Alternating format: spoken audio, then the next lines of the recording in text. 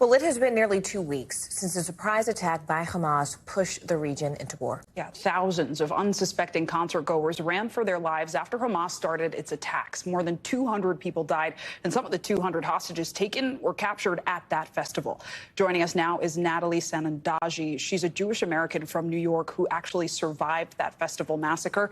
Natalie, thank you for being here, especially so soon after that incident. Thank you for having me. Of course. How are you doing? And talk to us about what happened that day. I'm happy to be alive and to be able to share my story and share the story of what happened there and speak out for those who aren't as fortunate and who have been kidnapped and murdered and can't share. Well, the rockets, as you know, started at around 6:30 a.m. I happen to have been resting by the campsite by the festival grounds at that time. One of the girls that I was with came over to alert me of what was happening at the time. The way she described what was happening with such calmness, she came up to me and she said that a few rockets had been intercepted overhead, but it's fine, it's normal for the area that we're in, it happens. Try to imagine a festival happening anywhere else in the world where a kid would react so calmly to a situation like this.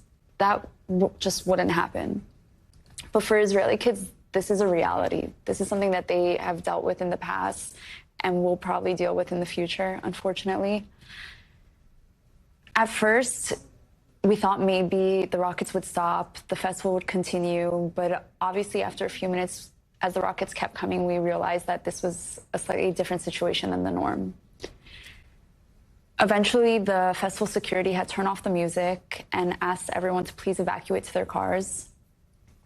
On the way to our car, I had asked my friends if I could stop and use the bathroom. In my head, I thought, at this point, we didn't know that there were terrorists on ground, on foot, with guns. We thought it was just rockets, and we figured it would take a while to get out.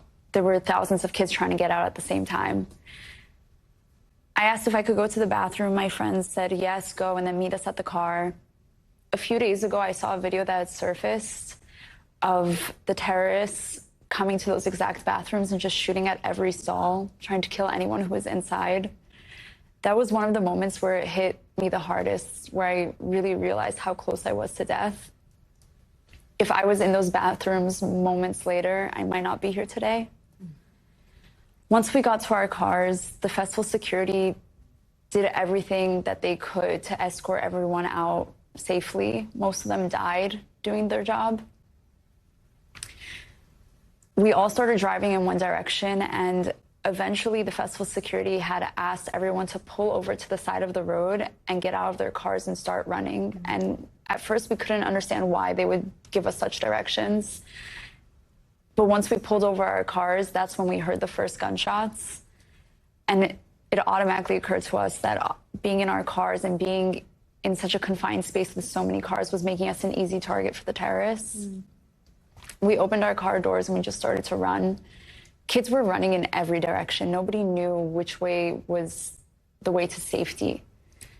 One of the most terrifying things was running, and after a while, thinking you're running to safety and then seeing dozens of kids running in your direction and realizing that they're running from a terrorist, they're running from being shot at, and you now have to make a split-second decision to change directions, and you don't know which decision and which direction is either going to save your life or get you killed.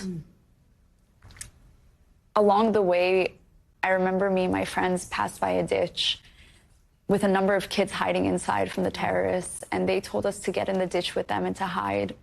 And we almost did, until one of my friends said, this is a bad idea. If we hide in this ditch and the terrorists find us and they're surrounding us from above, we have nowhere to run. That's it, we're done for. We decided to keep running, and we later found out that the kids who did stay behind and hid in the ditch were shot and killed. Eventually, we had run into a police officer. He didn't have much to protect us with. All he had was a handgun. He couldn't even call for backup because the terrorists had taken over the local police station and had taken over their radio station. And as he was walking alongside with us, You could hear the terrorist yelling on his walkie-talkie. If he did try to call for backup, he would obviously give up our position and they would know where we are and come for us. After about 4 hours of walking and running on and off, we decided to take a break. Try to imagine we have been in the sun all day. We had no water. We hadn't heard gunshots for a few minutes, and we decided to sit under a tree and get some shade. We were sitting with a number of other kids, and we see a big white pickup truck coming in our direction. Our automatic reaction was that this was a terrorist, and they were coming after us to kill us. And I just remember all of us kind of like half getting up for a second, thinking to maybe run for our lives, and then kind of realizing he's in a car. We have nowhere to run to. And we kind of all just sat back down and accepted our fate, that if this was a terrorist, that was it. Thankfully and luckily for us, it wasn't. It was a man from the town of Patish, which was the closest town that we were told to run to safety. He left the safety of his town and he drove towards all of this, risking his own life to save us.